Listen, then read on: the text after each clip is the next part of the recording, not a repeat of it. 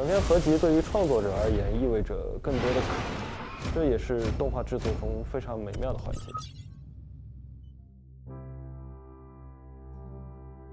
胶囊计划呢，其实就像一个实验田，你可以做任何的内容和任何的形式，给创作者来说呢，是一个发挥的一个舞台。胶囊计划应该是中国原创动画的一剂强心针吧，能够包容和拓展更多元的风格。一颗胶囊代表一种情绪，而情绪表达是一部动画作品最牵动人心的部分。这次的胶囊计划给了我们非常多自由、开放、包容的创作空间。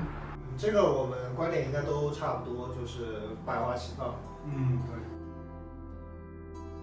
它的制作流程和周期会短一点，会更有想象空间，然后要表达的东西呢，肯定也会更集中一点。一个人都可以充当一整个剧组，在主题的集中度上是比长篇要更有价值的。然后它在题材上的选择面也比长篇会更多一些，觉得会给真正的本土美学带来新的拓展方向吧。故事相对短小，好把控，短篇上的先锋性肯定是要优于长篇的，它更有探索的空间和一些实验的意义，对于动画或者一个行业来讲，可能是更具有价值。在制作短片的这个过程中进行的一些比较合适的探索，会转化成制作长片时的一些经验和基础。它其实就是一个很好的土壤，能够让更多先锋性的表达能够成长出来。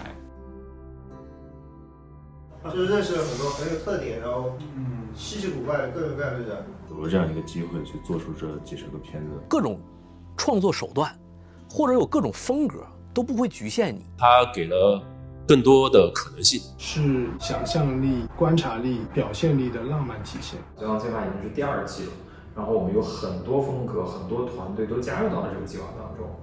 然后我们能够有更多的类型化的东西能够展现出来，推动了中国动画产业的创新和多样化。我们的坚持也能够影响更多的人。在偌大的动画市场被看见，就是一件很有意义的事情。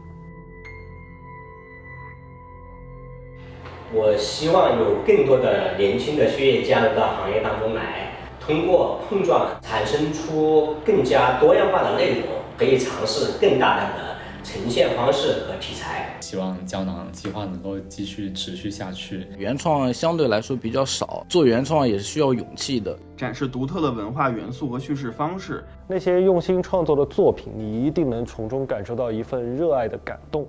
中国动画的大佬很多，高手也很多，就是集合大家力量，我觉得总有一天可以发亮发热，做大做强。中国动画加油！哔哩哔哩胶囊计划加油！祝胶囊计划第2季开